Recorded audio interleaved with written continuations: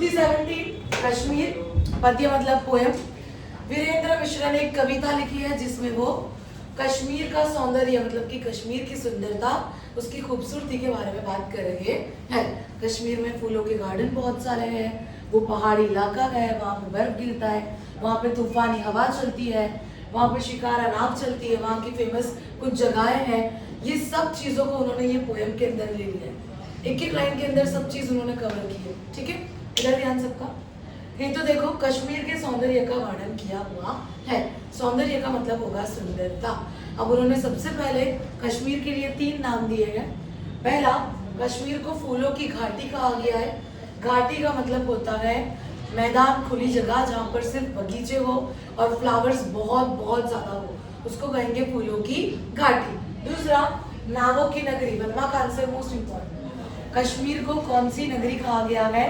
नावों की नगरी। रीजन ये है कि वहां पर छोटी छोटी झील, छोटे छोटे सरोवर बहुत सारे हैं और उसमें वो शिकारा नाव बहुत चलती है, इसीलिए कश्मीर को कहा गया है नावों की नगरी। और जो घूमने जाने वाले लोग हैं, जिसको हम लोग बोलते हैं सैलानी, सैलानी का मतलब होता है टूरिस्ट, घूमने जाने वाले लोग। 9th स्टैंडर्ड में भी आ चुका है। तो वो सैलानी भी वहां पर नौका विहार का आनंद लेते हैं। नौका विहार का मतलब होता है नाव में बैठकर, नौका में बैठकर विहार करना, मतलब कि घूमना। ठीक है, इसीलिए उसको क्या कहा गया है? नावों की नगरी। और थर्ड, उन्होंने ऐसा कहा है कि कश्मीर भारत की बर्फीली पगड़ी है, वहां पे बर्फ बहुत गिरता है और वो उसको उपमा दे रहे, उसको एक नाम दे रहे हैं। क्या? पगड़ी। सर पे पहनने की पगड़ी आती है ना, पंजाबी लोग पहनते हैं। ठीक है, उसको यहाँ पर डिस्क्राइब किया है, उसको कंपेयर किया है कश्मीर के साथ कि जिस तरह मान सम्मान के लिए पंजाबी लोग पगड़ी पहनते हैं सर पर और उनकी रिस्पेक्ट, उनका सम्मान और बढ़ जाती है, वैसे ही यहाँ पर भारत देश के अंदर कश्मीर जो है उसकी वजह से भारत का मान सम्मान और भी ज्यादा बढ़ जाता है। इसीलिए उसको क्या नाम दिया है? बर्फीली पगड़ी। आपको वर्मा का आंसर आए कि कश्मीर के लिए किसकी उपमा दी है? उपमा मतलब कि दूसरा नेम। ठीक है, कंपेयर किया गया है तो आपको लिखना है बर्फीली पगड़ी, क्योंकि वहाँ पे बर्फ गिरता है और वहाँ के पहाड़ों को कंपेयर किया गया है पगड़ी से। सर पे पहनने की एक तरह की टोपी है। ठीक है, फूलों की घाटी, नावों की नगरी, बर्फीली पगड़ी। Clear? First point. Second point, अब मैंने तुमको कहा कि वहाँ पे झील, सरोवर, ये सब बहुत सारे हैं और उसमें नाव चलती है, सैलानी वो नाव में बैठते हैं। वो नाव का नाम क्या है? शिकारा।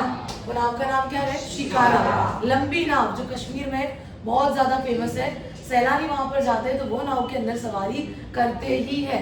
ठीक है, और वो कहाँ चलती है? झील और सरोवर में। अब झील और सरोवर के लिए आपको एक वर्ड दिया है जो कि उर्दू या अरबी वर्ड है, चश्मे। ठीक है, तो उन्होंने ऐसा लिखा है कि कश्मीर के चश्मे हिमानी है।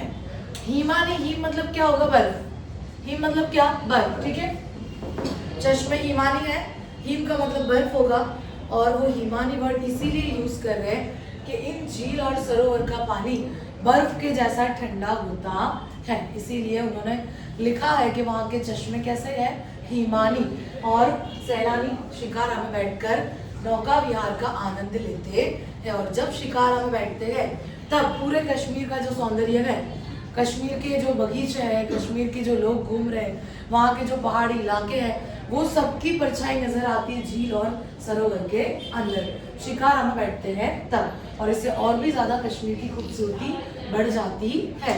इतनी डिटेल में उन्होंने कश्मीर को डिस्क्राइब किया हुआ है कि उसकी परछाई जो पड़ती है वो भी सुंदर लगती है।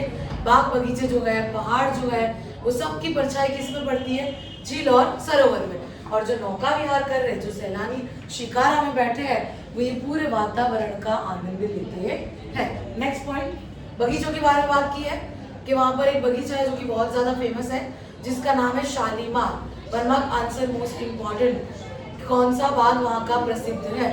आपको लिखना है शालीमार। वहां पर सबसे ज्यादा देवदार वृक्ष है, पहाड़ी इलाका है, देवदार वृक्ष वहां पर सबसे ज्यादा पाए जाते हैं। और वहाँ के जितने भी बाग बगीचे हैं, वहाँ पे इतने फ्लावर्स है, इतने कलर के फ्लावर्स है, जिसकी वजह से कश्मीर की खूबसूरती और ज्यादा बढ़ जाती है। और यही रीजन है कि उन्होंने ऐसा लिखा है कि चश्मे जो है वो हिमानी है और वहाँ के फूल जो है वो रूमानी है।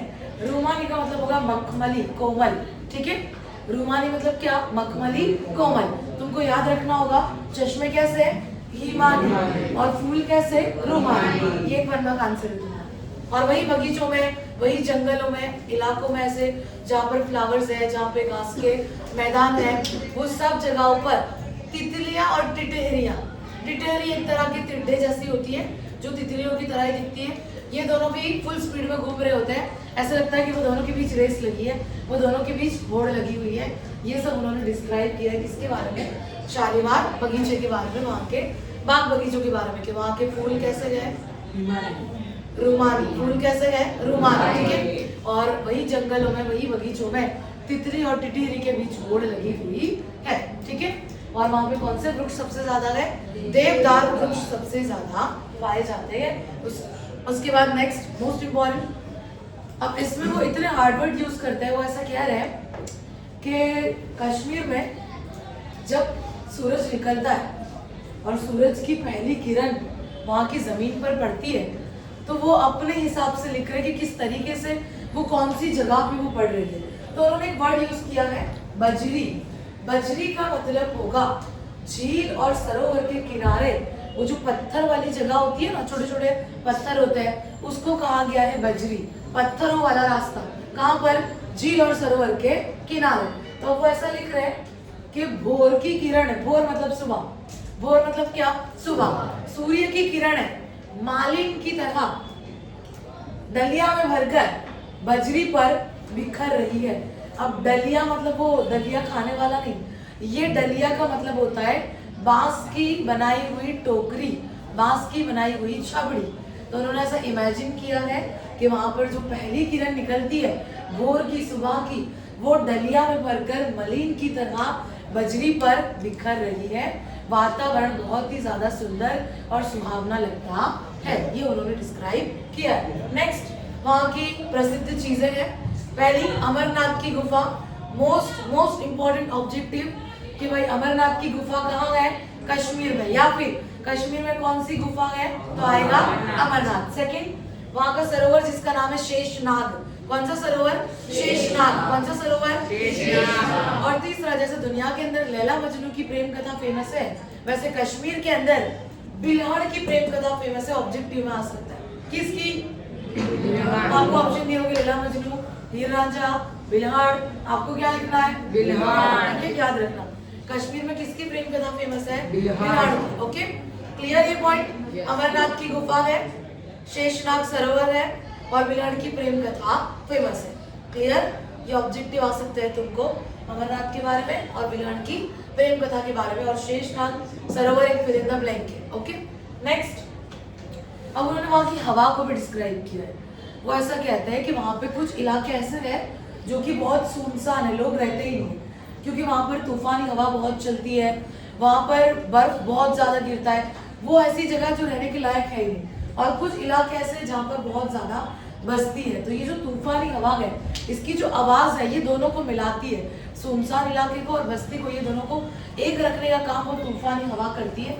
और वो जो सन तूफानी हवा चल रही है, बर्फ गिरने से पहले जो हवा चलती है, वो हवा ऐसा लगता है कि कोई गीत के सुर गा रही है, कोई गजल के सुर गा रही हो। सन हवा जो चलती है वो क्या करती है? कोई गीत गा रही है, कोई गीत के सुर, कोई गीत के स्वर या कोई गजल की धुन गा रही हो, ऐसा लगता है। ठीक है, वहाँ की तूफानी हवा को भी उन्होंने डिस्क्राइब किया हुआ है। नेक्स्ट, अब यहाँ पर एक कपड़े के बारे में बात की है, पश्मीना नाम का, जो कि कश्मीर में मिलता है, वहीं पर बनता है, सबसे ज्यादा फेमस है वहां पर ये कपड़ा।